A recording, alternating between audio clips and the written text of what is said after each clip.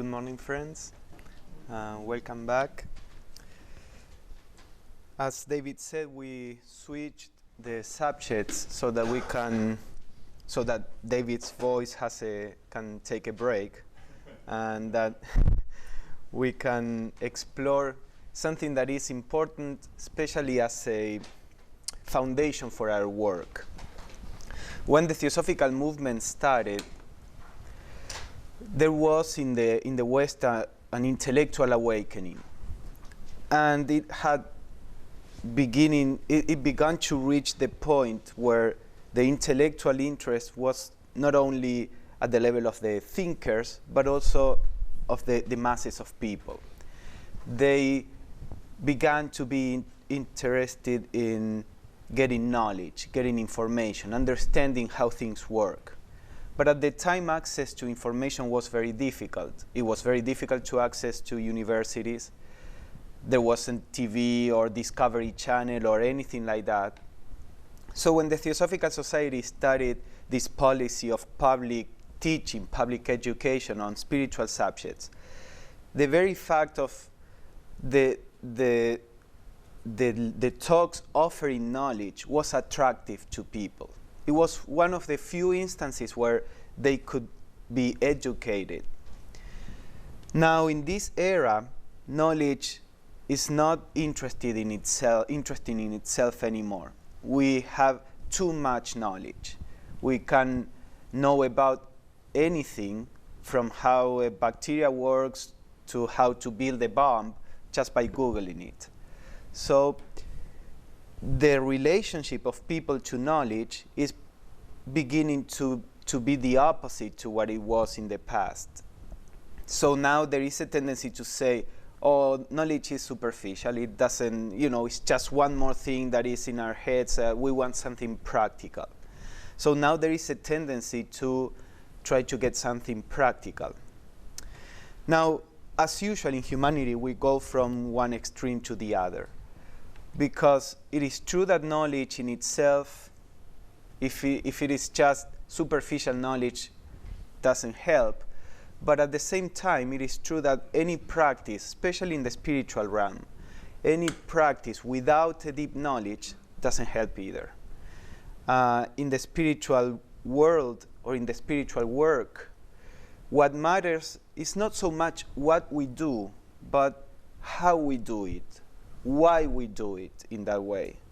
In the physical plane, you will cook a cake, you have a recipe, you follow the recipe, you don't know anything about cooking, but if you are skillful, you follow the recipe and you will have a cake. And it doesn't matter much, sensitive people may see the difference, but for the most part, it doesn't matter if you were angry or not, if you are selfish or not, you get the cake. Now, in the spiritual world, you can perform the meditation that took the Buddha to Nirvana and get the opposite result, even if you follow exactly everything that the Buddha did. Because in the spiritual world is a world of intentions. You get what you intend, not what you do. Not so much what you do. So this is why many spiritual teachers says the most important thing is your honesty, your earnestness, not so much what particular technique you follow. But in the West, we hung up on techniques, methods, and it doesn't matter the philosophical background. That's just knowledge. But the philosophical background, and that's only in the West. The way we know, for example, Buddhism, for the most part in the West, is just as a technique of meditation, different techniques of meditation. But the real Buddhism in the East begins with right view. You cannot do anything fruitful from a spiritual point of view if you don't have the right view first. Now, we don't care about the right view. Just tell me how I can meditate. How do I have to count my breathing or not? That's all that matters. So, Gurdjieff used to say that we cannot do until we know. And there is a truth there, in the sense that normally we are mechanical beings. We have a particular worldview that stimulates the mechanical aspect of ourselves. And how can a machine do anything that is creative? So the first thing we have to do is to change that, to stop being a machine and begin to be a creative entity. And for that we need to understand, we need to know, we need to see before we do anything. It's like what Krishnamurti also said. If you have to go north, but you are going east, you are never going to go north. No matter how fast you go, you can run, you never are going to be north. So first, make sure that you are going to the right direction, that you are going north, and then start walking. So the point is that the right understanding is something that is essential in the spiritual life. And that because our culture has so much superficial knowledge and we are tired of knowledge, we tend to disregard and we think that practical is something that we can do. But to have the right view is the most practical thing that we can start doing. It's the first practical thing. So when we see the theosophical study, when we think about it, we can see that there are different aims in the theosophical study that work on different levels. The first one is to offer a new paradigm to people, and was related more or less to what I was saying, to offer a view that will set the right conditions for your leading a spiritual life. So the new paradigm is basically based on the intake of information.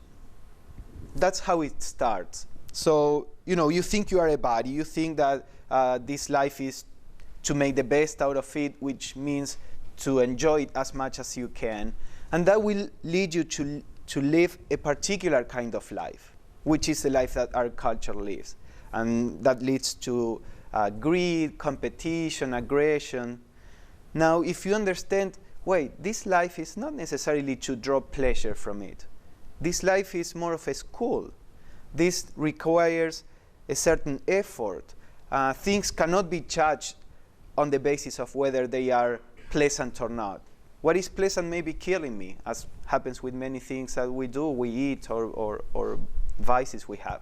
So the thing is not based on pleasure and pain, but maybe, as Aristotle said, happiness is not pleasure. Happiness is to look back and see that your life is fulfilling in the sense of it is important. You did something with you. You did something in the world. It doesn't matter if that produced a lot of suffering, but happiness is to look back and say, okay, it was worth it. But in our life, that happiness is defined as an addition of pleasure after pleasure. Lives are empty.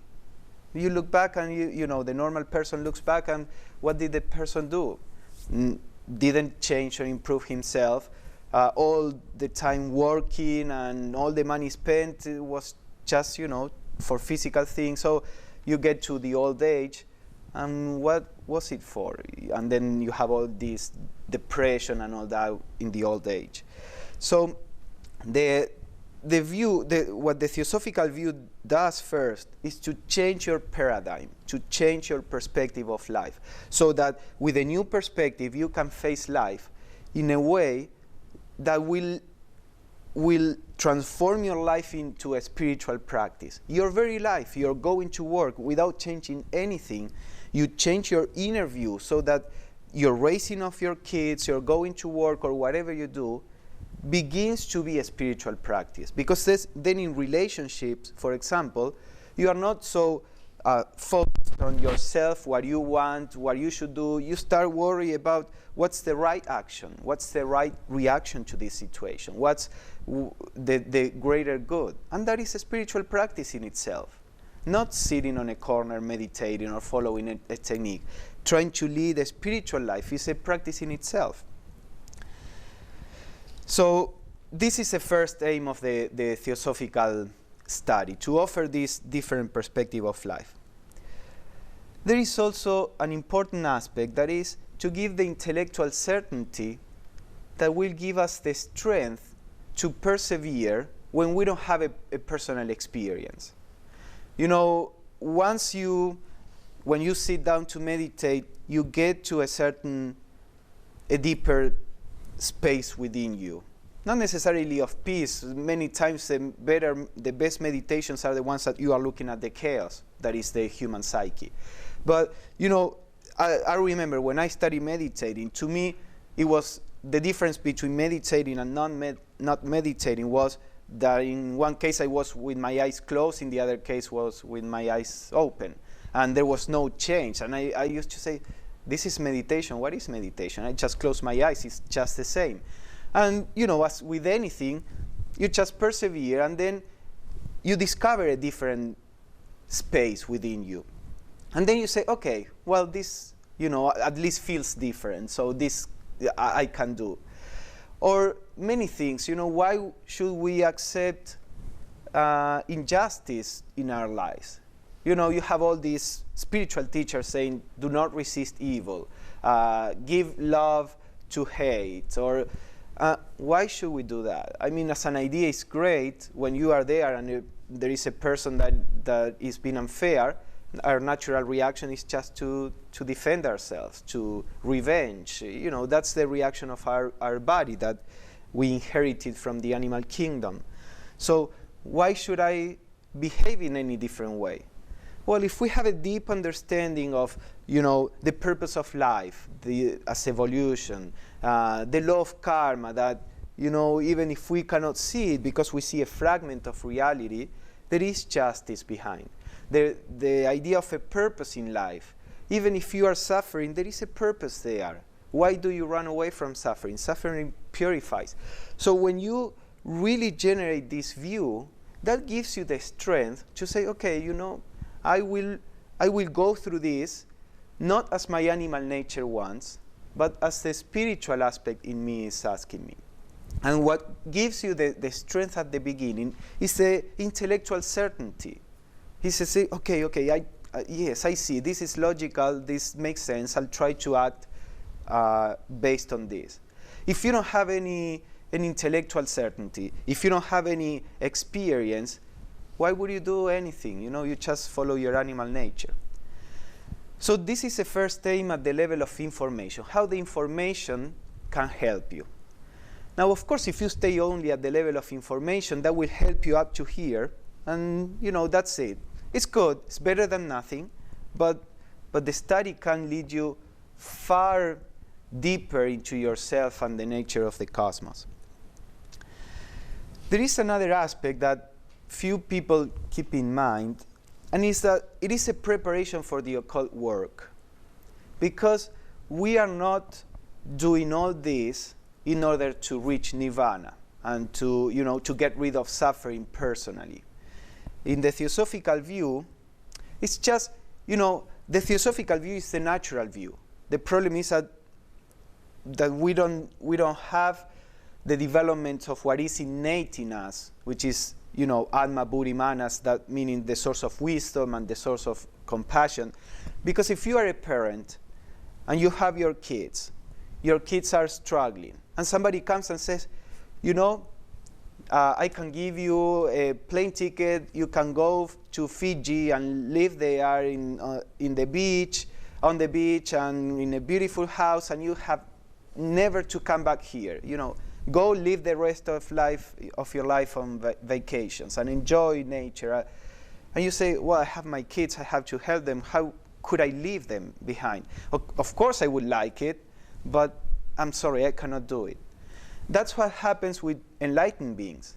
Yeah, of course, they can go into nirvana and have the bliss of being one with everything. But yet, because they realize the oneness, they say, but I cannot leave the other parts of myself. They are struggling. So I'll stay and try to help them in whatever way I can. So to do that, we need, how can we help humanity? If we are part of the problem, it's very little what we can help. Of course, we can feed the one that is hungry. We can help a little here. We can teach each other. But basically speaking, this is the blind leading the blind. We are part of the problem. We are too, immersed in what we are trying to tell people to go beyond. So, of course, we can help a little, but we can only help humanity in any transcendental way when we go beyond the human consciousness as we know it. When we have something else, when we are different. And that's the adept, that's the master.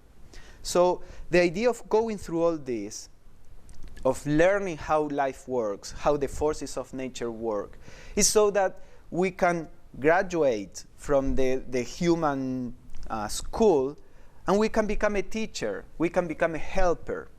So when we study these cosmological things that at the time are just knowledge for us, Blavatsky and the Master say, oh, there are certain things that we cannot say because they are too dangerous.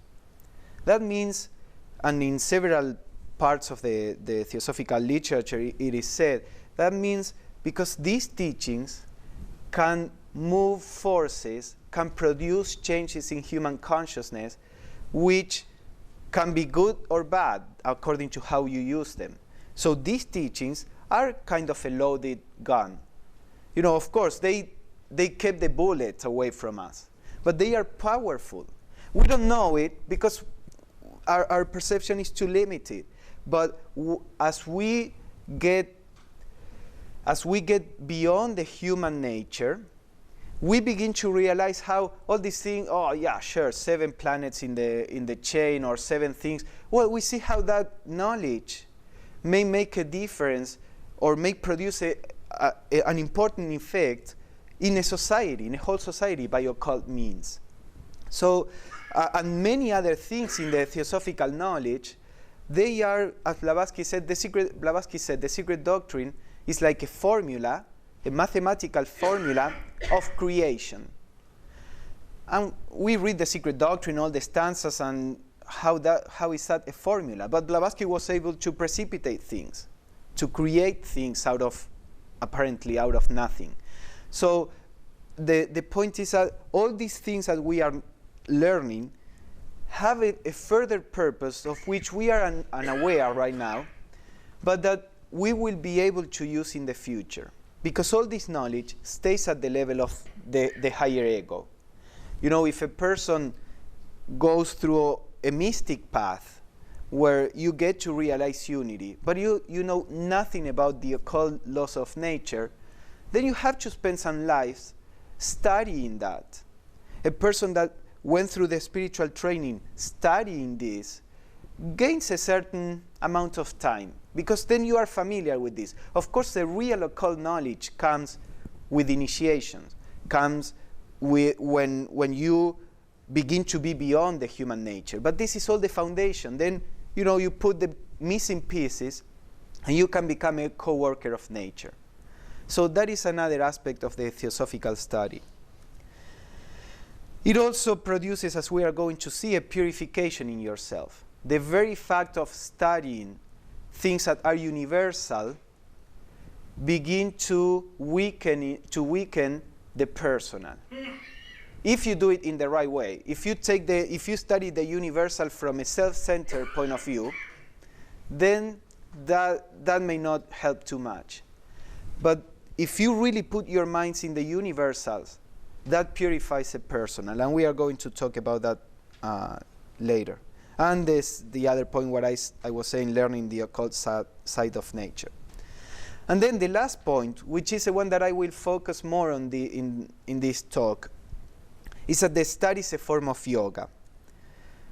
It's the study of these kind of teachings, not the study of anything else. Produces a transformation in the brain, which is necessary for us to be able to perceive the subtle aspect of life, and helps you raising your consciousness. And I'm not going to explain much of this because we are going to go into that during the talk. So let me say a little about the preparation for the occult work. This is a quote from Damodar Mavalankar. He was a disciple.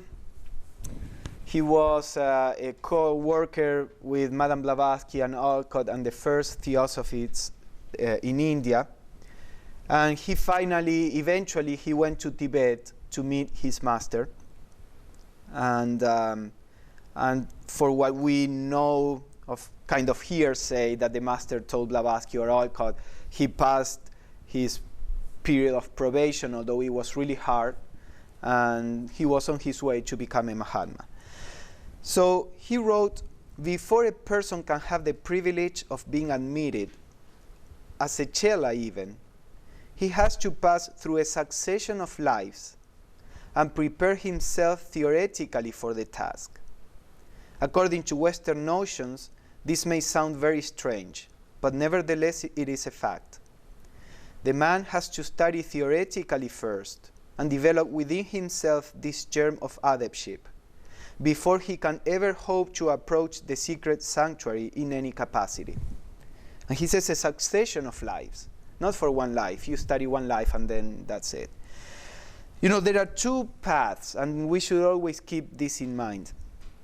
There is the normal path of evolution, which is like the religious path, and mysticism is many times part of that path. And there is the occult path. The occult path is kind of an artificial path, if you will. There is a very interesting article about this by Suba Ro, who was also an early theosophist, disciple of one of the masters, Occultism in South India, and he speaks about these two paths. The occult path is like an accelerated kind of path, because humanity so sorely needs teachers, people who can help. And when I say teachers, not only of intellectual teachers, but teachers in the sense of what life is about and human beings. So he says, because there is such a need, there is a possibility of going through an accelerated course, if you will. And it's very dangerous, he says, because you are putting a lot of pressure on that soul. You are giving the soul certain powers of perception that the soul is not necessarily ready to take. But if the soul can stand the process, the karma is accelerated. So in one life, you can go through the karma that normally you would go in 100 lives. But if you can stand the process, then you become an adept in relatively few lives. And humanity has a new helper. So the idea is that on this path is different from the normal path of gradual evolution. So the normal path of gradual evolution doesn't need to study about the occult teachings, to learn about all this. You just purify yourself. You are, a better and better person that loves people around, that tries to be good, to leave sins behind, and that's it. You don't need to study the occultism. But that path is slow, which is also fine, from a cosmic perspective. Now, some people may be fit to go faster through this, not to reach the goal first and to get a medal. Is to be able to help humanity, because humanity needs helpers. So this is why it is important. We need to learn this occult teaching, even if for us right now it's just a bunch of knowledge. But this will become a tool to help humanity. But also this produces, as I said, a purification. So Damodar again, he says, how can we etherealize ourselves? By obtaining knowledge of the forces of nature. In one word, by studying occultism. The more he, the occultist, studies and understands the action of the forces of nature, the more he's in a position to benefit humanity. So he says again, and this was from different articles or letters to members. It's not just one particular article. So this was something that was very prominent in his view of the world. So he says, what the student has first to do is to comprehend these axioms, and by employing the deductive method, to proceed from universal to particulars. He has to reason from the known to the unknown, and see if the inductive method of proceedings from particulars to universals supports these axioms. This process forms the primary stage of true contemplation. The student must first grasp the subject intellectually before he can hope to realize his aspirations. This is an example of what it means to really study in the occult sense. So let me develop this a little more. You know, there are typically in philosophy two methods, inductive and deductive, although now they are refining this idea as a general idea, and that was the concept that existed at the time of Damodar. The inductive method is the one that science uses. You study the phenomena and you try to discern the law that rules that set of phenomena. So what you try to do is, okay, you see in your life, you look at your life, and you see everything that happened in your life, and you try to see if there is an order behind. You try to see what was going on behind scenes. All you can see is the phenomena, that is what happened in your life. But you try to discern what was beyond or behind scenes, as I said. So that is the general inductive method. We try to understand the higher laws by studying life, what we see, what happens, the phenomena. The deductive method, so this is going from the particular to the universal, from what the particular things that happened to a universal view that can give an explanation or a pattern or an order to all these different things that happened. The deductive method is the opposite. It's going from universals to particulars, meaning you study the laws and then you look at the particulars from the point of view of the laws. So, for example, in this case, you know that there is something like karma, that there is something like an order in life. And from that view, you try to interpret your life. You try to face your everyday situations. So these are 2 points of view, which Damodar says you have to use both and see if you get to the same place. See if you can see life from a certain perspective, from the knowledge of the laws, and understand life, and see if you can look at life and perceive those universal laws. So as you see, it is a very thorough way of trying to understand the world. This has very little to do with just reading the Key to Theosophy, which is good, but we need to do much more if the study is going to be a preparation for the occult work. Because we are going to see that a little later, but maybe I can introduce it now. If you look at life, normal life, in the theosophical view we have the mind has two aspects, the higher mind and the lower mind. The lower mind is our concrete mind, the mind that we use normally, and is developed and devised to address the material world. The words we use are basically built to explain and to interact among objects. The lower mind is a mind that we need, for day-to-day things. And our life, especially modern life, where even religion is left aside. Of course, religion is very limited, but at least it can afford one instance of thinking of something else, although unfortunately most people think of religion in material ways anyway. But the regular life is constantly stimulating the lower mind, the concrete mind. That mind can never understand anything that is spiritual. Constitutionally, that mind cannot understand anything spiritual. So when we are we go through life only stimulates our lower mind, and with that lower mind, we cannot perceive the order that is behind life. We cannot perceive the subtler aspects in ourselves. We can only perceive our mind with its ambitions and this and that, our body, our emotions. Forget about the soul. What is a soul? That the lower mind cannot perceive, doesn't care.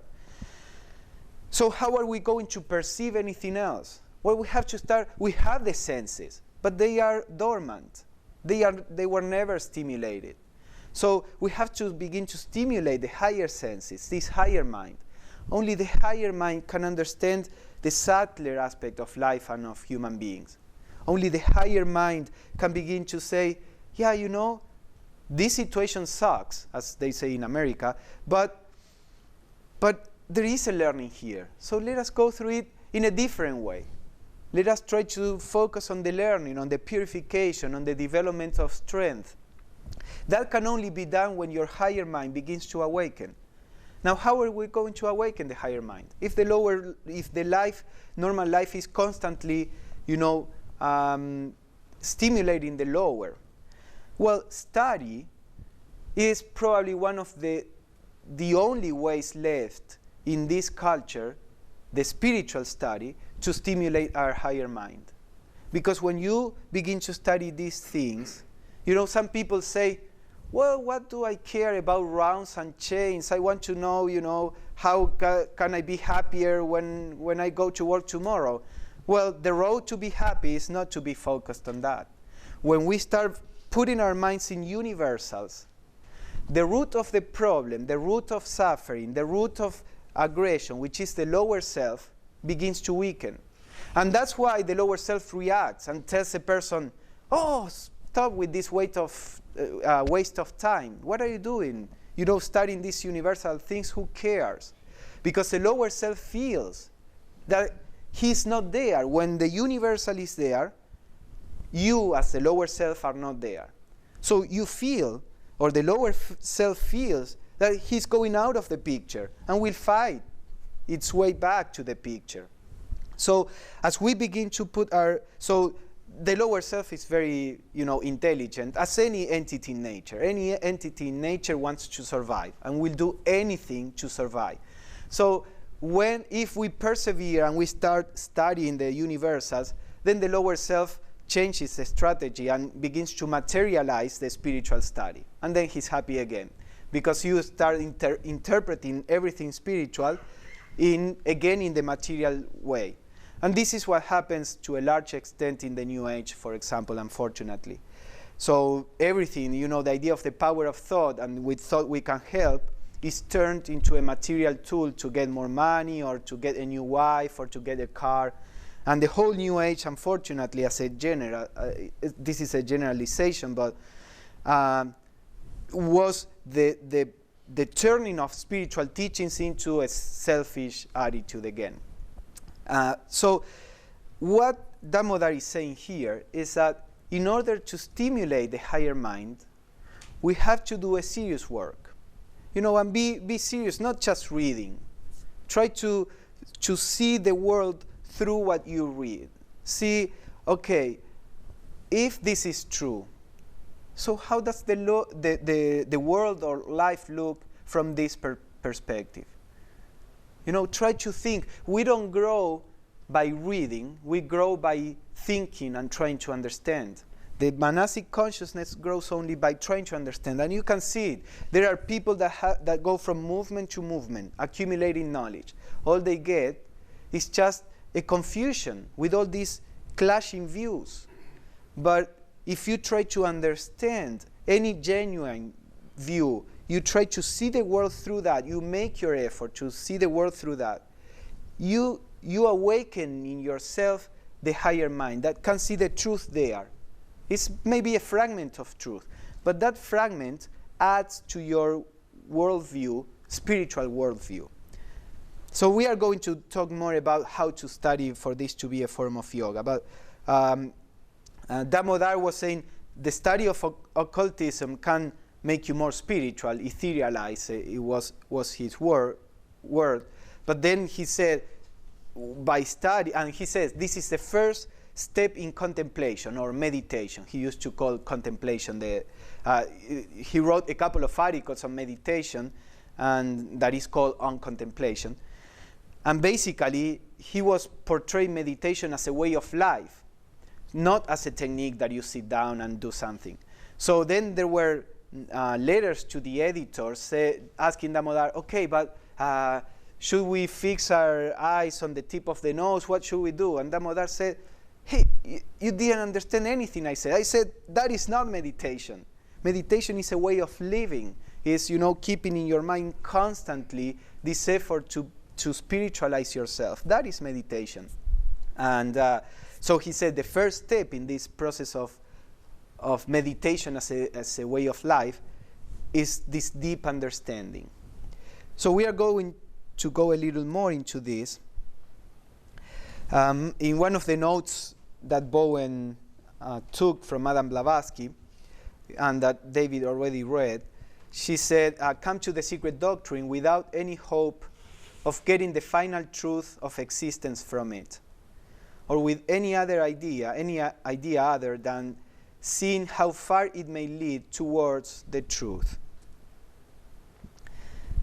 And she says, truth lies beyond any ideas we can formulate or express. So, to me, that is a key understanding. For example, let's say there is a person that is blind. You want to convey to that person what color is. You can explain to the person the physical theory of light and color. And the person can memorize the whole theory.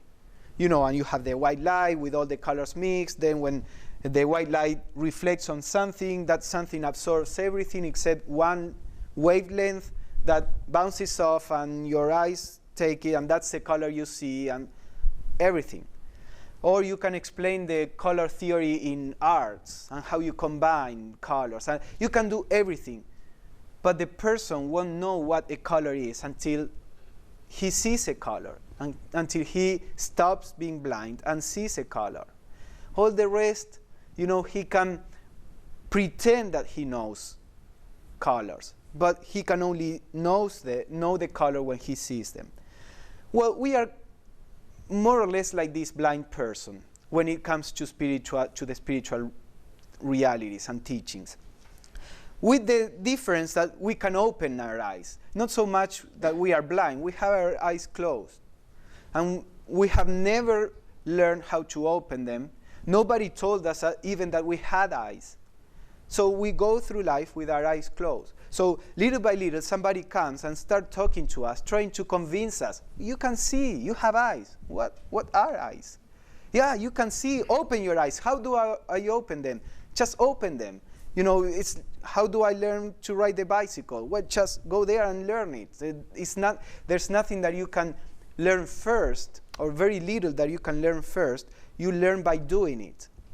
So truth, the spiritual truth, is something that is beyond concepts. Concepts come from these people that see the truth and that come to the blind humanity to say there is something such as truth. There is something that is beyond.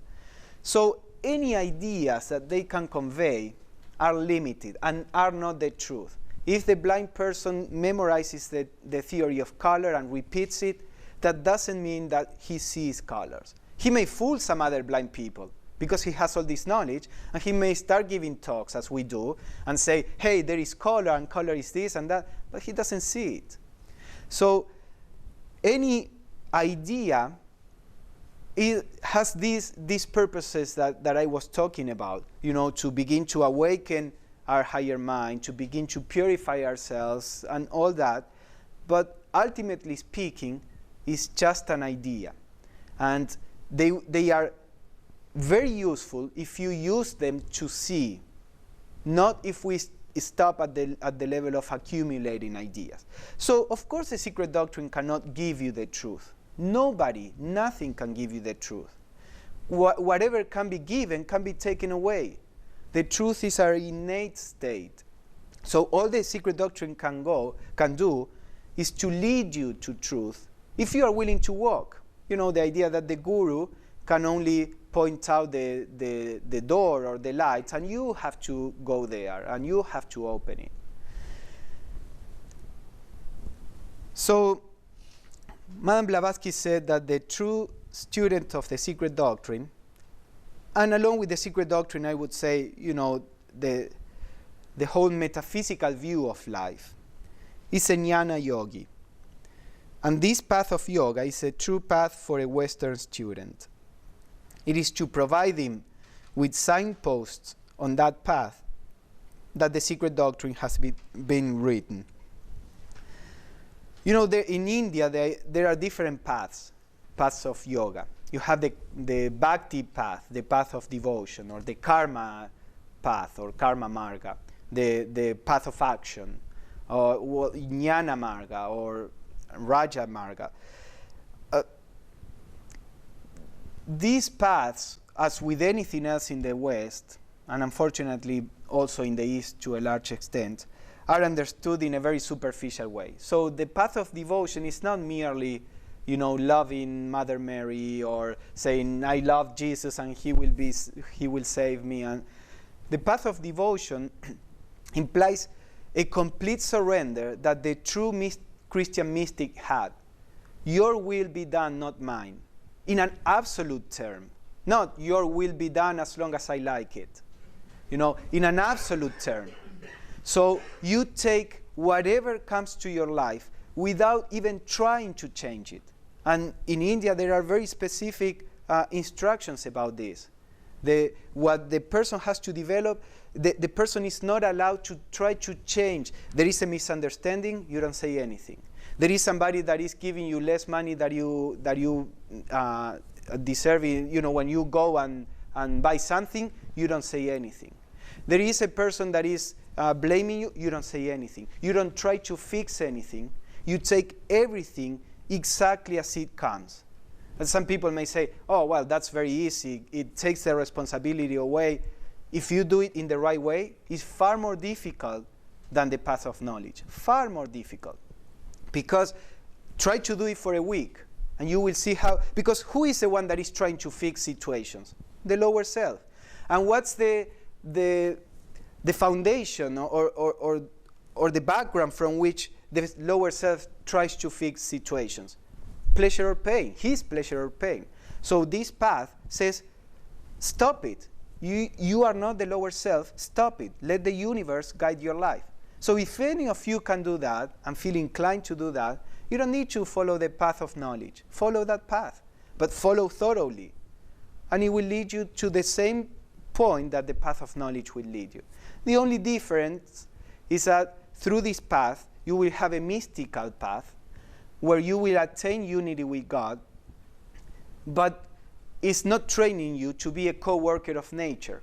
You don't learn about the laws of nature. So if the person, when reaches the final point, decides to remain out of love for humanity, remain, as a helper of humanity, well, he will have to go through a certain training that I have no idea how many lifetimes it may take in a liberated person. So the path of knowledge gives you that other little thing. But by any means, if you can go that path, go that path. Now, the same with the karma marga, the karma yoga, the yoga of action. Again, it's everything you do, you don't expect anything at all from that. You don't do anything for yourself, anything. People go so far as not even feeding themselves or trying to get the food themselves. Of course, in this culture, it wouldn't work because nobody feeds you. In the East, if you renounce it to life, somebody would come and feed you. But what I try to point out is the depth of the attitude that you need to turn devotion or service or unselfish action into a path of yoga. Blavatsky says in the West, those things for the most part don't work. People are not going to be able to follow those paths because of how our Western culture developed. So she says the path of knowledge is usually the one that is more suitable for the West at this point. Maybe in the future, the Western consciousness changes. But we are naturally intellectual, even though superficially intellectual. But I agree with HPB that the path of knowledge is probably the easiest to follow, which doesn't mean that it's easy. So Blavatsky says, see in the secret doctrine, a means, in the study of the secret doctrine, a means of exercising and developing the mind, never touched by other studies. So she talks about the mind and then the brain. I already spoke a little about the mind. You know, this kind of study tries to get to the higher mind. And that's why, you know, you have spiritual teachers in the world today that speak, and they have hundreds of people. And then we theosophists that think we are so smart, we speak and we have just a little bunch. But if you see the message in general, unless we are talking about a great sage, but the message behind these people who attract masses, they all appeal to the lower mind.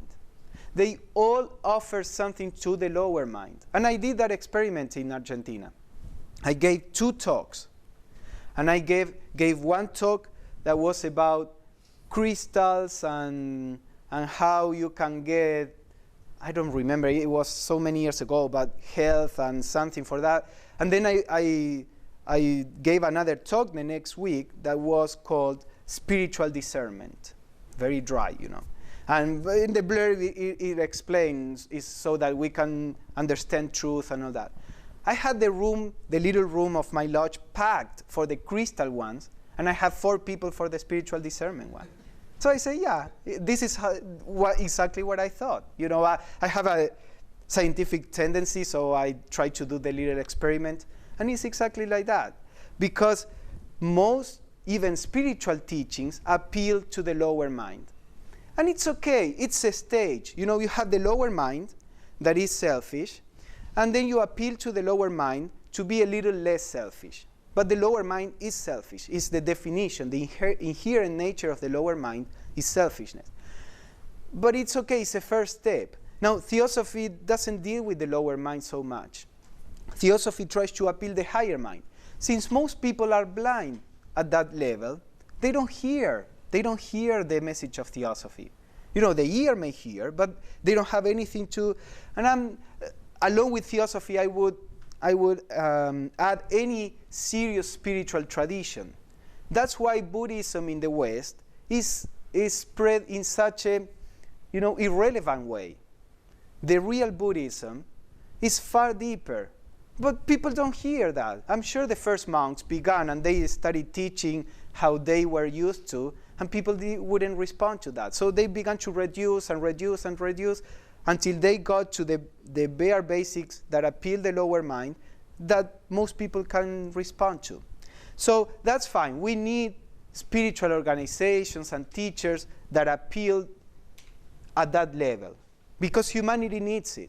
But we also need spiritual organizations that keep appealing to the higher mind for the few that can respond. So Blavatsky says this kind of study is a study that aims at developing the mind as never touched by other studies. And this also has an effect on the brain, not only on the mind, but on the brain. She says, the brain is the instrument. All these are from the Bowen notes, so it's the transcription of Bowen. But he says, after I wrote this down, I took it to HPB to see if it was correct. First, she scolded me because nothing can be correct on the words, and then she said, "Okay, yeah, go." So we can say that this is what HPB intended to say. So she says, the brain is the instrument of waking consciousness, and every conscious mental picture formed means change and destruction of the atoms of the brain. Now, at the time, science didn't know anything about neurons and all the connection between neurons and all the different paths that you create, but it's actually what HPB is saying here in a more allegorical way. You know, we create our brain and the connections in the brain to perceive the world in a particular way. And when you try to give a picture that is different, those neurons cannot process it. So naturally, there is a resistance. Most people don't know. They don't know. They come to a theosophical talk, and if they don't have the ear to hear, they don't know why they don't come back again. The talk may have been very good, and they may have even enjoyed it. But there is in the brain this friction that when you are trying to listen to me, you are making an effort to understand, and the brain is being forced to change. And you may go to the extent of feeling a headache or feeling, that a sense of pressure in your brain, because the brain needs to reshape. So when people come to the talks and begin to unconsciously sense this friction, or try to read The Secret Doctrine or any theosophical book and sense this friction, they drop it because it wasn't pleasant. So Blavatsky says, ordinary study, if I tell you what you already know, you say, oh, such a great speaker. I was repeating what you know. It's very easy to get, hundreds of people. It's very easy to know what to say. But when somebody begins to say something that belongs to another level, the brain needs to be reshaped. So she says, ordinary intellectual activity moves on well-beaten paths in the brain and does not compel sudden adjustments and distraction in its substance. But this new kind of mental effort calls from something very different, the carving out of new brain paths, the ranking in different order of the little brain lives. And this was said in the context that Blavatsky said, study The Secret Doctrine, but not just read The Secret Doctrine. There are 4 ideas that you have to keep always in mind. If you lose these ideas, the study is useless. And she says, the study loses its value. So she says, always keep the idea of unity, or always keep the idea that everything is alive. Keep the idea of this holographic universe that we talked about many times, as above, so it's below. And the idea that the human being is a cosmos in itself. So if you study keeping those ideas in mind, something may happen in your consciousness. So Bowen said, well, that's kind of a hard study. And Blavatsky said all this, and she said, yes, you should, only a mad person would try to, break his way through all this without any care or without being careful, because you are actually modifying your brain. So be careful. Not be afraid. Be careful.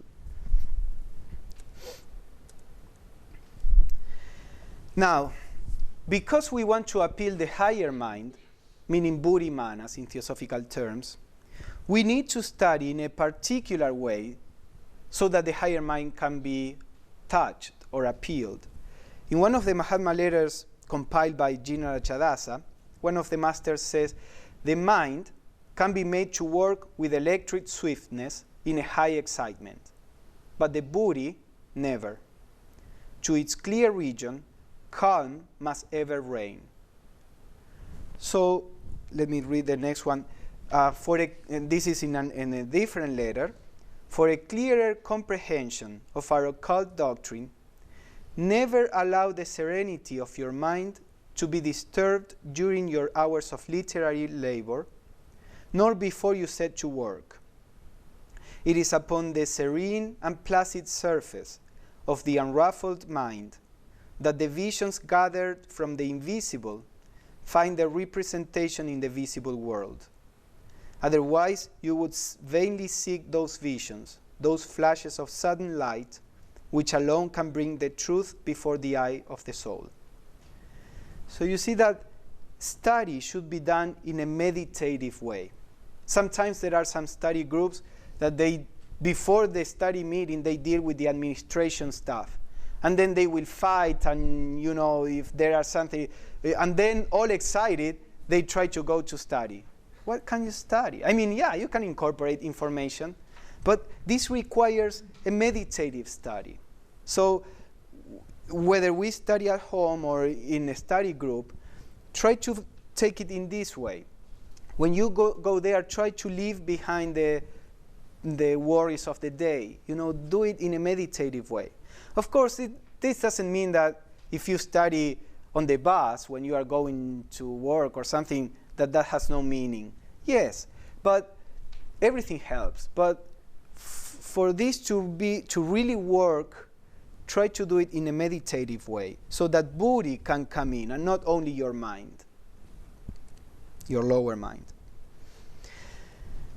So here again, what we were saying about, that truth is beyond words. So in our theosophical study, we use a lot of diagrams and charts and this and that, which is perfectly fine but what are we doing when we draw a diagram? I draw that little spiral and Atma, Buddhi and Manas. I mean, is that the truth? No. Why do you like it if you do? Well, because the mind says, oh, here is something I can grasp. So when you give something, those are only lines, and it's just an allegorical way of putting the teaching. But if you cling to that because you can understand it, then you are clinging to the lowest of your perception. So the work is actually the opposite. The diagram is not the end point. The diagram is the beginning of the journey. So you take the diagram and you try to go beyond. What is this pointing out in a more abstract way? So don't be happy with examples as if they were the end goal. Oh, your talk is so good, your examples are so good. Well, I'm sorry, because the example will be a trap. I mean, the example is the first step. Stand there and go beyond. Don't get stuck in the examples. And that's what Blavatsky was saying here. Spiritual occultism forbids the use of figures or even symbols further than as temporary aids. Once define an idea in words and it loses its reality. Once figure a metaphysical idea and you materialize its spirit. Figures must be used only as ladders to scale the battlements. Ladders to be disregarded once the foot is set upon the rampart. Let the esotericists, therefore, be very careful to spiritualize the instructions and avoid materializing them. Let them always try to find the highest meaning possible, confident that in proportion as they approach the material and visible in their speculations on the instructions, so far are they from the right understanding of them. So here again we have to keep in mind the different aims of theosophical study. When you are conveying something to change the worldview of people, you need to make it understandable. So all these examples, and diagrams, they all are aids to the understanding of the theosophical view. And we should strive, if you give talks, if you are in a group, in a study group, you should always strive to discover new ways in which you can explain the teachings so that people can understand them.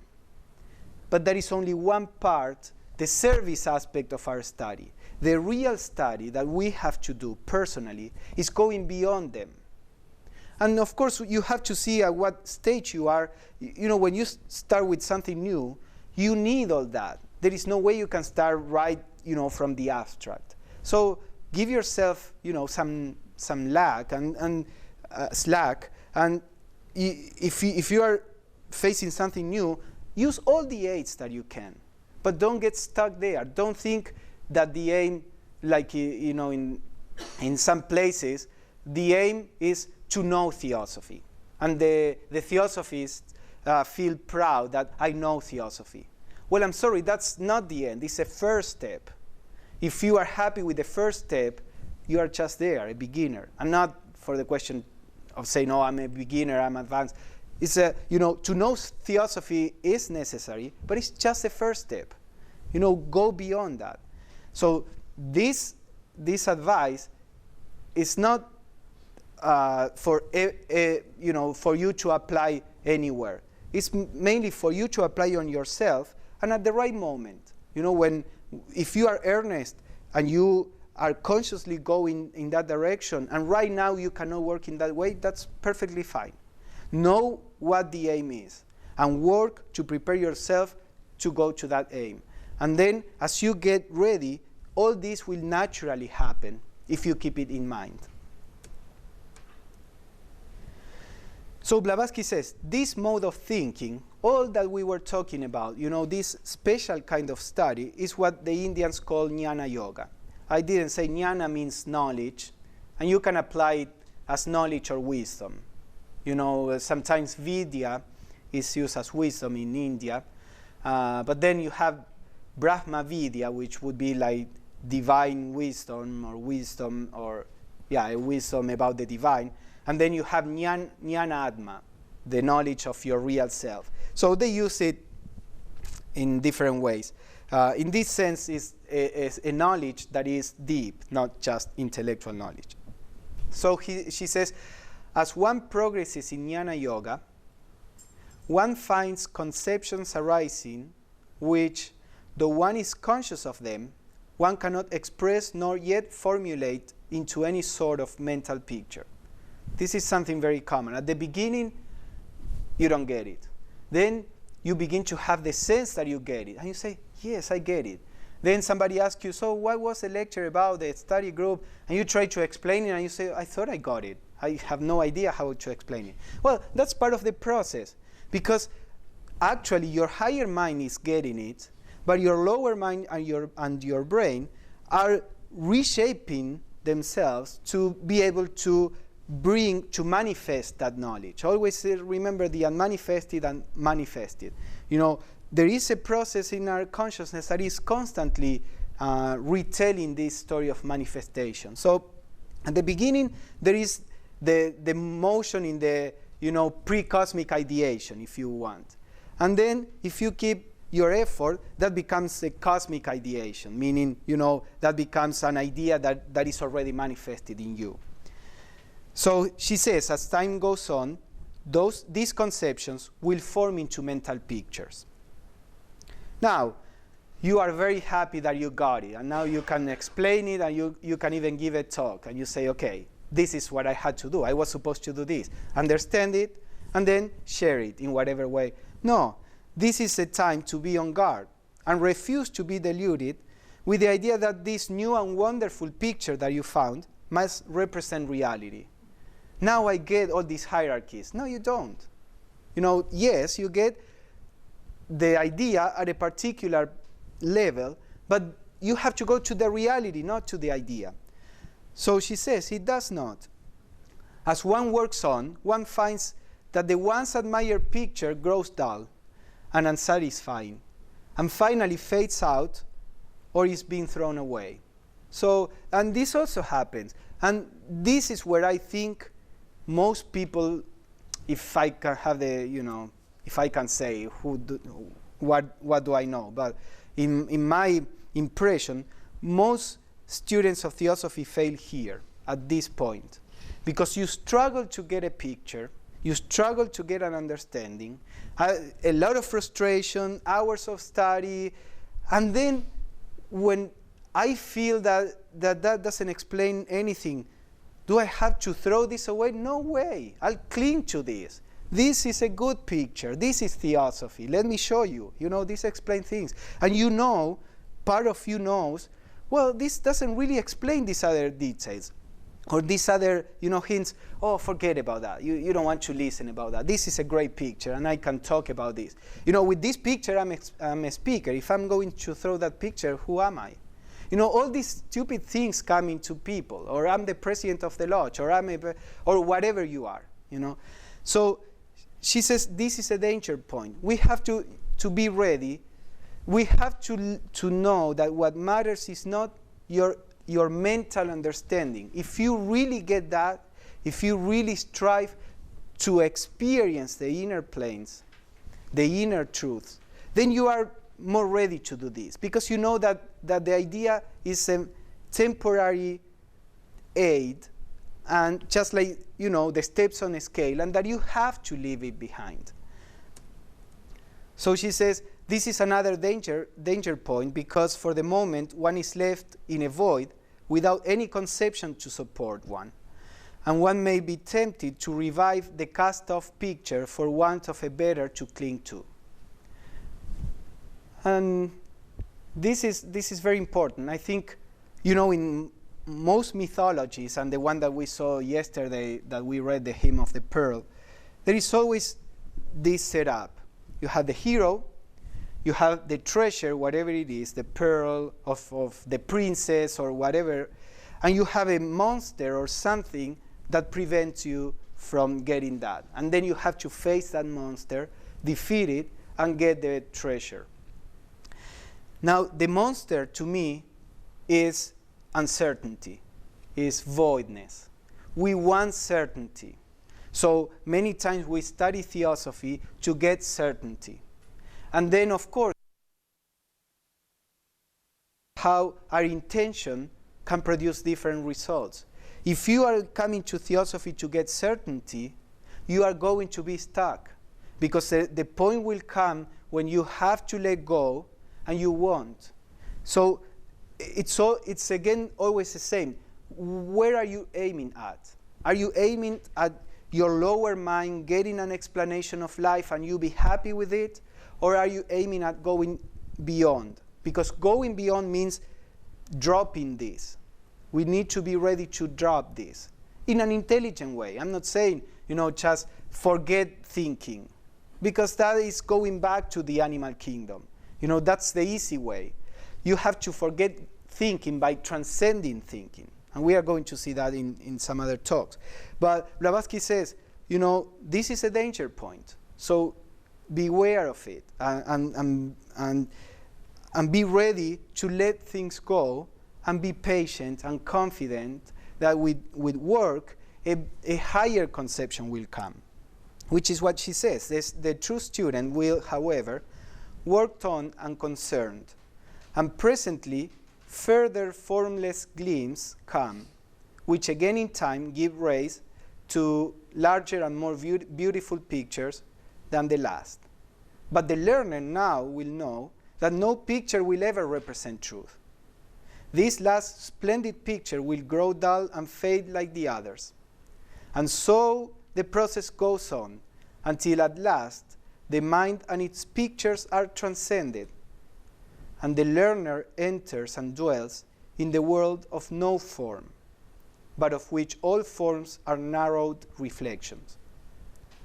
So we have to go, as a Christian mystic puts it, to the cloud of unknowing. The cloud of unknowing through knowledge, through this kind of knowledge and process, you get to know knowledge.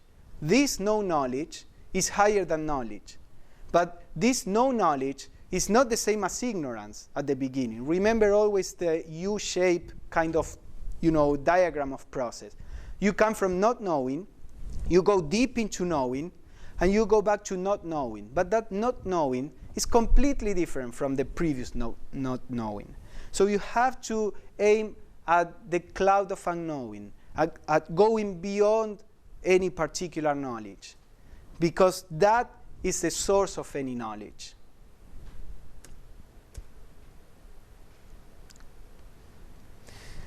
How are we doing with time? Okay. So this, for example, is something that I chose to show this idea of going to beyond and going to the place of not knowing. This is an instruction that she gave to the inner group that was in London. It was a very close group of students that HPB had. And this is what one of them reports. HPB said that thought should be centered on the highest stage of perception. We are going to see those stages in another talk. On the highest, on the seventh, and then an attempt to transcend this will prove that it is impossible to go beyond it on this plane. There is nothing in the brain to carry the thinker on. And if thought is to rise yet further, it must be thought without the brain. This means when they say if thought will be carried further, that kind of thought is not thinking as we know it. There is another article where Blavatsky makes a distinction between what she calls the supersensuous thought and the sense thought. The sense thought is just our regular thinking. The supersensuous thought is more of an insight. Blavatsky calls it thought still because it's in the monastic consciousness. She says the higher ego thinks in a completely different way than the lower ego. For the higher ego, thoughts are actions, and they are instantaneous. Thinking at the level of the higher ego is not the process of reasoning. And then she says the spiritual ego, meaning when manas is absorbed by buddhi, so buddhi manas, the spiritual ego does not think. There is not even this supersensuous thought.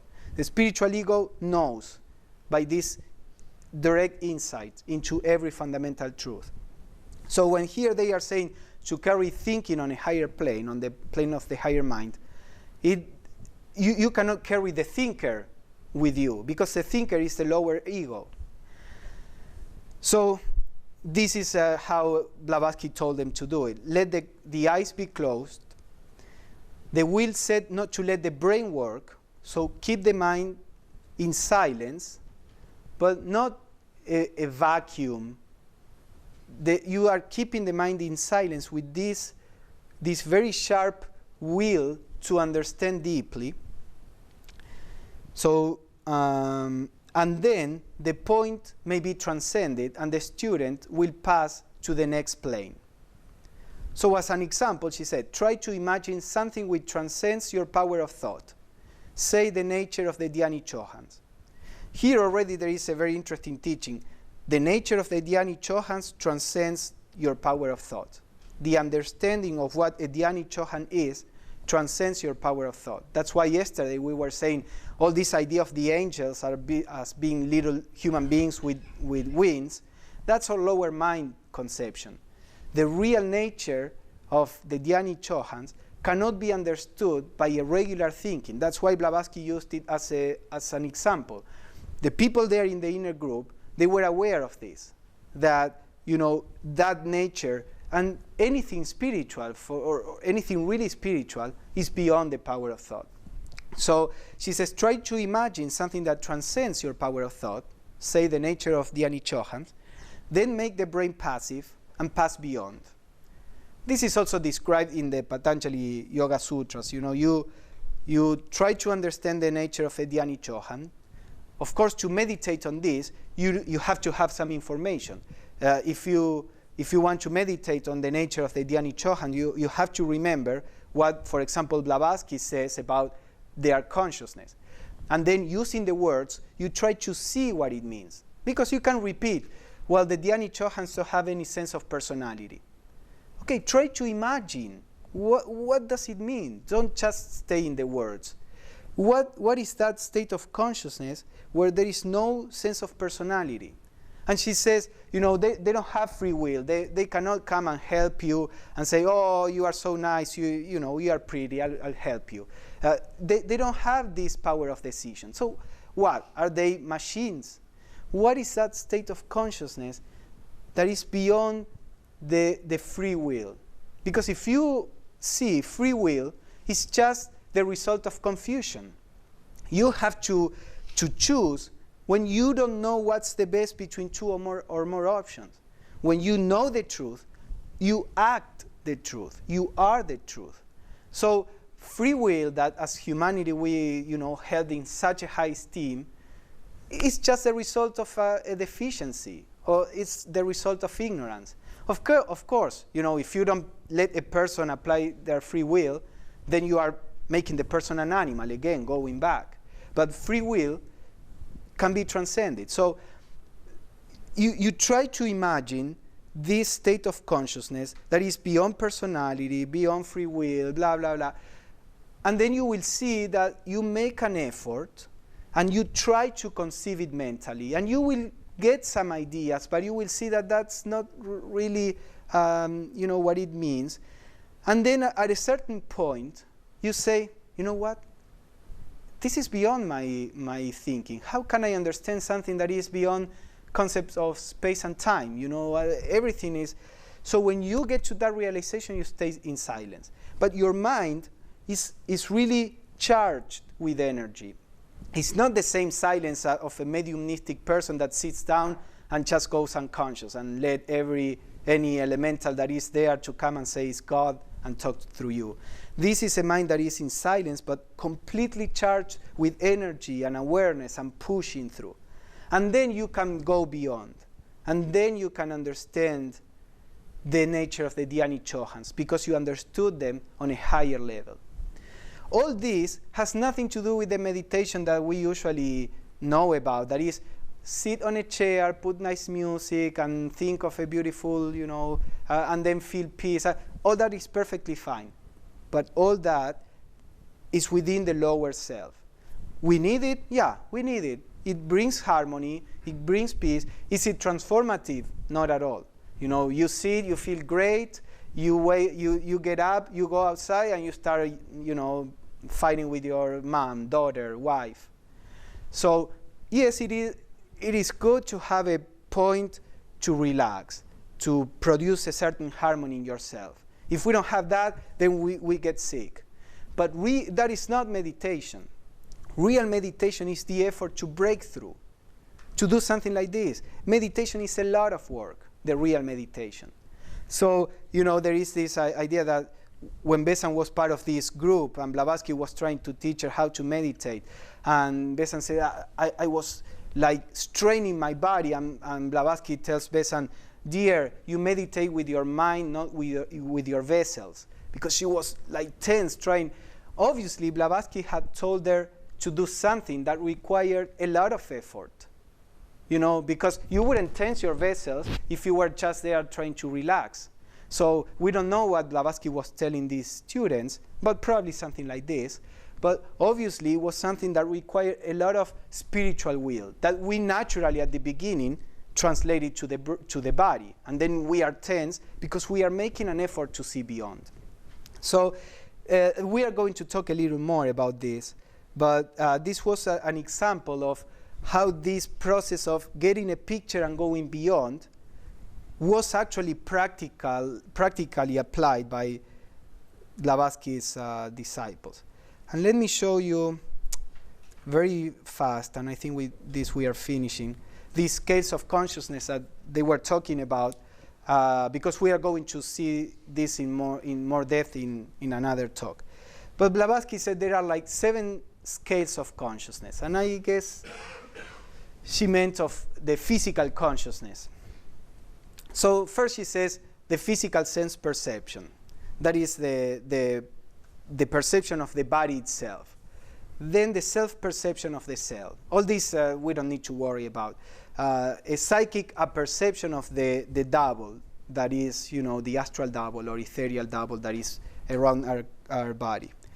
And then there is a vital perception, more at the level of kama prana.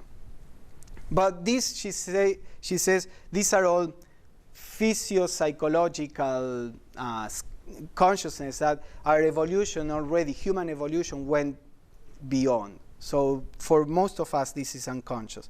Although with Hatha Yoga, you can become conscious again and all that, but it is usually said to be a waste. We already left that behind, and there's no purpose in being aware of that again. Then you have the 3 higher scales. The first one begins with what she calls the manasic discernment of the lower manas. That's a regular thing in humanity. That's where most humanity is stuck. Then you have what she called will perception. And she says, it's that perception where you are in control, and when you can disregard either thoughts or sensations, the idea of equanimity. In the normal discernment of manas, we are the victims of everything around. So somebody treats me in a way that is not nice, and I'm a victim of my reaction. Something not nice, I react not nice. Something nice, somebody tells me something nice, and then I love the person. This person is such a great person. So the will perception is to be beyond that. It's where you are in control of the reactions, of how you respond. So there is something, of course, your elementals, somebody says something that you don't like, your elementals are all, unhappy, but you are in control, and you say, okay, who cares? And then there is the higher stage that she calls spiritual, entirely conscious apperception, so spiritual apperception that is conscious, where she says you fix your awareness on the perception itself. Because here in the will perception, there is still duality. You know, I, which I'm still the lower self, I'm in control of the other parts of the lower self. That is a stage that is needed to be attained, but it's still within the lower self. This spiritual apperception is when you become the witness, when you stop being the lower self. And as we are going to see in one of the talks, that is the boundary between the lower manasic consciousness and the higher manasic consciousness. So in the other quote, they said we should fix our consciousness on this point, on the highest possible point, on the point where you are meditating, but you are not even the meditator. You are the one that watches the mind meditate. And then you can go beyond. This is a lot of work.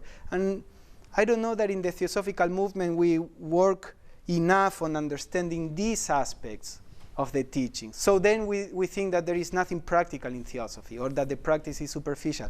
This is a science in itself, and it's attainable, and it's understandable, but we have to work a little more on this.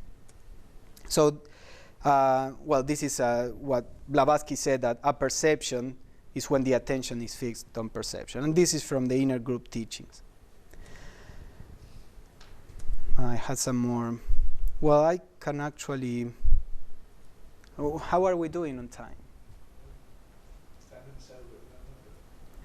Maybe we can stop here. This is an important part also, but I'm guessing that you should be tired. So why don't we do a break, and then we see this and open the discussion group. Okay, thank you.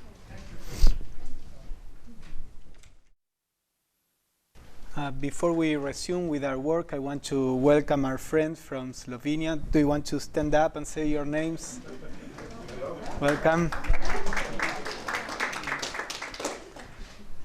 They are visiting us for the day, so it's a pleasure to have you here. And before the break, we were discussing about the importance of study, not only as the incorporation of information, but also as a way to transform our perception of the world. But also, study needs to transform our actions. When we understand something deeply, our action is naturally transformed. But because the body lives in a different state of consciousness than the mind, it has a slightly different rules. So a change in consciousness may be instantaneous. You don't understand something, and then the next second you get it. But that doesn't mean that the body can change instantaneously like that. The cells in their consciousness are used to working under a particular rule, of our higher consciousness, or higher, I mean the manasic consciousness, that is like the directing consciousness for the body. So the cells were used to working under a set of rules for many years, perhaps. Now we change our mind, but the cells still have the tendency to work in the same way. So they need certain time to readjust to the new rules. Now there is a new government, and they little by little begin to perceive that the rules are different. So many times we can change in consciousness, but to actually transform that change into action may take time, because matter has this quality of inertia. So it's more difficult to change. So sometimes we have to make an effort to apply what we understand, so that this change is faster and is real. Because although the manasic consciousness can change instantly, it also can revert very easily if we let the habits, the skandhas, physical or emotional or mental, if we let them take us back to the old understanding. So this is why, although an insight immediately produces a result, then we have to maintain that result. We have to make an effort to establish it. And this is actually what happens in a wider process with initiation. When a person is initiated, in the real initiations, like in the higher mysteries, the theosophical initiations, not the initiations in, for example, in Freemasonry. You know, the word initiation is used in many ways. You can be initiated in Freemasonry, in Hinduism, in Buddhism. When we talk about initiation in the theosophical context, those are all initiations similar to the ones of the lesser mysteries in ancient Greece and Rome. But we are talking about the initiations of the higher mysteries, or the theosophical initiations, in the sense of disciples of the masters are already kind of beyond the normal humanity, and then they get an expansion of consciousness and a new view of the universe, which is produced kind of artificially or with the help of the initiator. So this person has a new view of the world, but then the person comes back to his or her own normal state of consciousness, and now all the work is to make real in daily life that vision that he had during the initiation. So it's a lot of work to make it concrete on the physical plane, on the daily life. And this is what we have to do always with the study. It's not enough to deeply see, to deeply understand beyond the conceptual meaning, but also we have to make an effort to make it a reality on the physical plane, not only on the mental plane. And that's where living the teachings comes in. So Damodar was saying that to turn this study that we were discussing to a useful purpose, what is theoretically comprehended must be practically realized. Mohini Chatterjee, who was a disciple of the masters for a while, he wrote an article called Morality and Pantheism that Boris the Zirkov, who compiled all the articles by HPB, he thought that it came from the pen of HPB and included the article in the collected writings. And if you read it, it is very Blavatskian, you know. But of course, because he was also a disciple, so he has more or less the same style. And it's a very interesting article. And there he said that knowledge, or jnana, as we were discussing, is divided by the Advaitas. This is one school in Hinduism in India, by the Advaiti philosopher, into two aspects, what he calls the paroksha and the aparoksha. These are all Sanskrit words. So the paroksha knowledge, or paroksha jnana, is the intellectual understanding of a statement. You know, we say we are all one. Some people wouldn't agree on that, even intellectually. No, we are not. Who cares about that? So we may accept that we are all one. That is, you know, this paroksha knowledge. It's good, but it's not enough. As we were saying, this is the first step. If you don't even consider the possibility of all of us being one, then why would you be unselfish? You know, there is no point in that. But if you study this and reflect on it and try to see it in life, then intellectually you say, you know, yeah, that makes sense. We are one. Therefore, my actions have to be aligned with that perception that we are all one.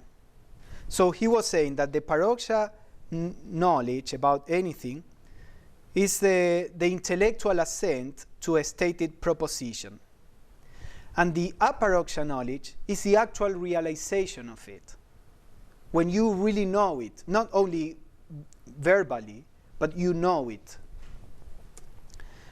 So he says in the same article, for example, he takes this knowledge of the realization of the unity of life, which is probably the pivotal spiritual knowledge. So he says the object which a Buddhist and an Advaiti yogi, this is from Advaita Vedanta, sets before himself is the realization of the oneness of existence, and the practice of morality is the most powerful means to that end. He says, from the study of sacred philosophy preached either by the Lord Buddha or Sri Shankara or whoever he is, paroksha knowledge, and he says, or shall we say belief? The intellectual knowledge is a belief, a rational belief. You tell me there is oneness. The ultimate, the fundamental reality of life is unity. And I say, yeah, that makes sense. I don't see it. I believe it. Of course, if I see the reason behind it, it's a belief that is not irrational. But nevertheless, it is a belief. I have a knowledge that comes through somebody telling me, through authority, in the right way, authority. Somebody experienced something and is telling me something that I didn't experience yet. So he says, by reading all the sacred literature, including theosophy, we can get a paroksha knowledge or belief in the unity of existence. But without the practice of morality, that knowledge cannot be converted into the highest kind of knowledge, or aparoksha jnana, aparoksha knowledge, which is the realization of that, and thus lead to the attainment of mukti. Mukti is liberation. So he says, it availeth not to intellectually grasp the notion of your being everything and Brahman if it is not realized in practical acts of life. So we have these two, because there are different dimensions in the universe, different planes in the universe. We have to bring this process of manifestation that we were talking about on all the planes. On the level of the higher ego, as we saw, the ego knows all this. On that level, on that plane, all this is a given. But the problem is that when the higher ego sends its ray to incarnation, as we saw in the hymn of the pearl last night, it forgets, because the higher ego didn't evolve or didn't acquire enough experience to retain the memory when it animates a body, when it puts on this clothing of flesh that we call the body. So the spiritual process is one of manifesting the truth on all the different planes. So on the mental plane, we can see the truth of unity, but we have to make an effort to bring it to the emotional and the physical plane. That requires an effort. So he says we have to try to realize it in the practical acts of life. And that will take time, because we are the body, the personality. When we talk that this is a vehicle of the higher consciousness, this vehicle is alive and it has a consciousness of its own. Today we think of vehicle as something inert, like, an automobile, a car. The car goes wherever we want, as long as it works well. So it goes wherever we want. But this vehicle is not like a car. It's more, I always say, like a horse. A horse has its own desires and tendencies and needs, and you are trying to ride this horse that wants to go one way. And if the horse is going to be fit as a vehicle, you have to spend some time in taming the horse, in teaching the horse, so that the horse begins to take you wherever you want. And of course you have to take care of the horse. If the horse is unhealthy, it's not going to be useful as a vehicle.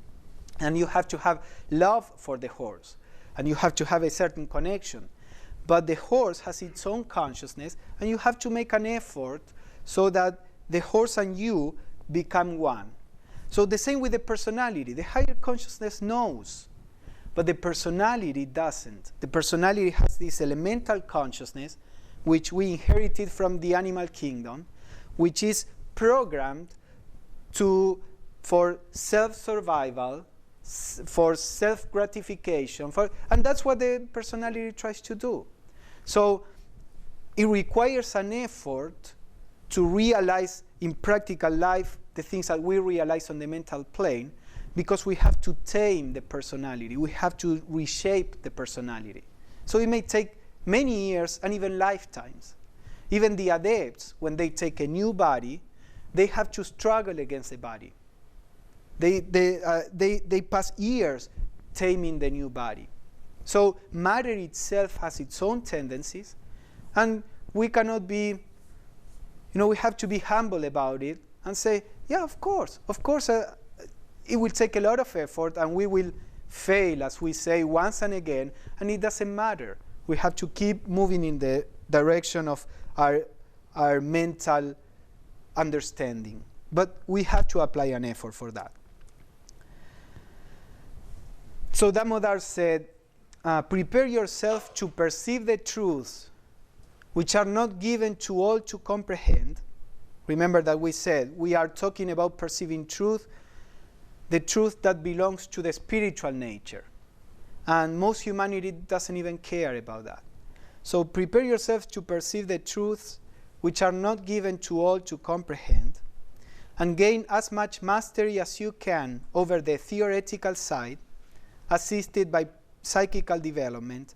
And by psychical, he was talking about the psyche, not necessarily the siddhis or psychic powers, which it depends, as in anything else, on the person. How do we use intelligence? There are people, the world is being destroyed by the intelligent people, not by the poor, by the criminal, by the person that goes and kills another to steal money. Of course, all that is regrettable, but the people who are destroying the world are the best scientists and politicians, and so intelligence in itself is not spiritual. It's a power. If you are a spiritual person, you will use the intelligence to help humanity. If not, you will use it to exploit humanity, which is what the people in power do, most of them. So the psychic powers are just the same. They are not spiritual. They are neutral. If you happen to have any particular power, you can use it to help humanity or not. Now, spending a lot of effort and energy in developing psychic powers, since that is not going to give you wisdom in itself, it's seen in most traditions as a waste of time. Use all that time and energy to perceive the spiritual world, the spiritual truths. That is what will give you compassion, wisdom, peace, understanding, harmony. And then the psychic powers can be developed to help humanity from there. But when Damodar is talking about here psychical development, he mainly is talking about like the higher mind, the ability to perceive the world in a different way. But I'm not opposed, to any power of the human being, physical, psychical, or spiritual, because they are neutral. The problem is what you do with them and where we should put our primary effort at this point in evolution. Wasting our time in being the best football player has nothing bad, but from a spiritual point of view, and I like football very much, and it gives me some piece of joy when my team wins. But if we are going to be serious, okay, let us use as much energy and effort in developing our spiritual understanding as possible. And the same with the psychic powers and all that.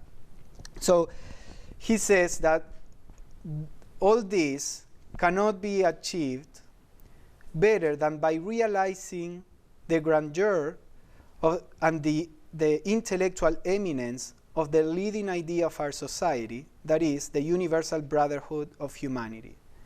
So as we are seeing, the idea of universal brotherhood and unity and universality in general is among the best means to develop our spiritual perception, as we said in the first part. And Blavatsky says, since the law of being is unity, since that is the truth of the universe, that we are essentially one being, the higher self in a person, the higher self in a person, as we said, is only one higher self of which we are all individual expressions. So since this is the law, it follows that the individual human being can only attain his complete and perfect development by acting in perfect unity, that is to say, harmony with all other men. So the idea, what I'm trying to point out here, is that we need to act in a way that reflects more and more the view that we gain at the intellectual level.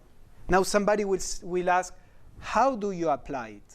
How do you do anything? By trying, just by trying. It's a misconception because of our over-intellectual approach to life. And by intellectual, I don't mean the higher intellect that we are talking about, but the lower mind, just the thinking approach to life. It's a misconception that somebody can explain to you how to do things.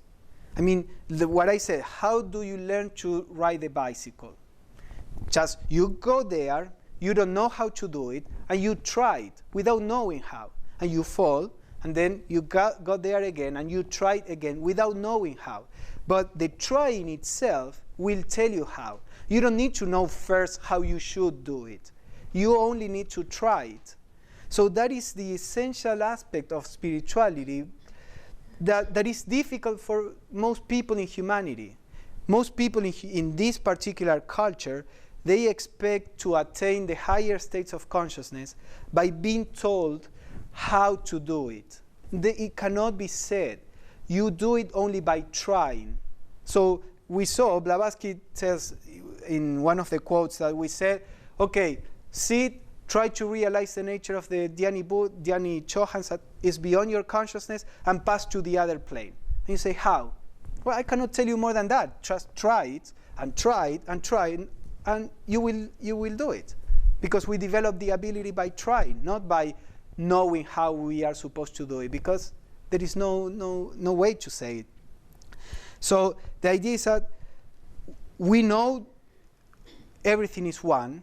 Now we have to try to live in that way. Don't ask how, just do it. That's what I tell myself.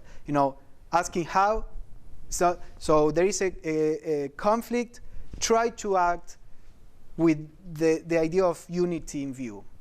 And then you will learn by trying. And you will see that sometimes your idea of unity is very superficial. So there is a person doing something that is harmful for everybody else, and you say, okay, but we are all one, so we have to love this person. And maybe that person, because you allow it, produces more harm. And then you realize and say, wait, unity of life. Maybe I'm understanding this in a superficial way. What is the real in us? And maybe the unity of life is about, what is real in us. And maybe with compassion, to prevent this person from doing harm, I'm helping the higher self not to generate bad karma. Now, all this you can fool yourself.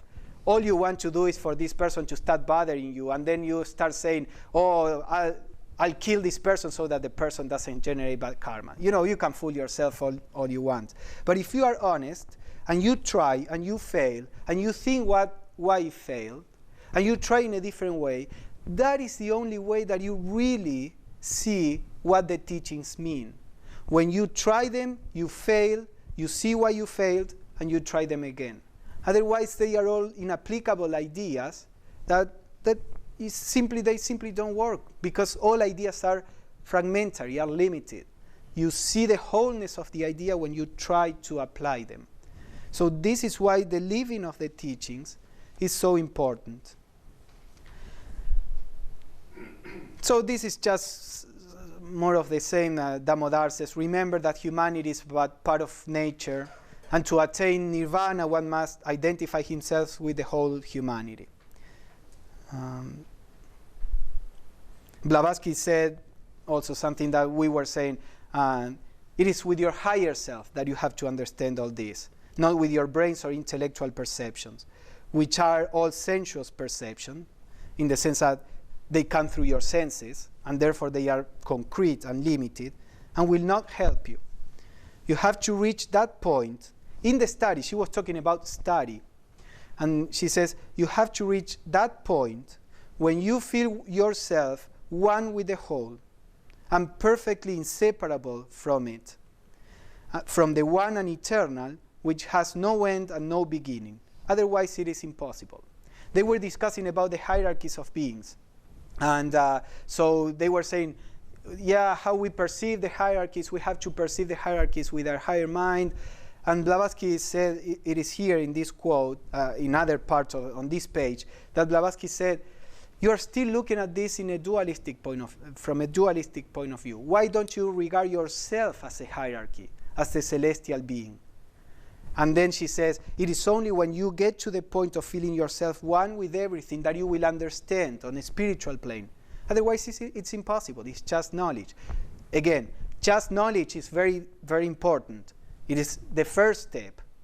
But then we have to go beyond knowledge. So when I say just knowledge, I'm not saying, therefore, knowledge is useless. Without knowledge, you will never get there, well, unless you tread any of the other paths and you are actively, surrendering to the higher. But in the way of life that most of us lead, without knowledge, you won't get anywhere. With knowledge alone, you will get a little far, But if you try to apply the teachings, if you try to conceive them with your higher mind, then that is going beyond just knowledge, and you can get a transformation. So that closes what I wanted to present this morning. And now, as we are doing, we can have a discussion.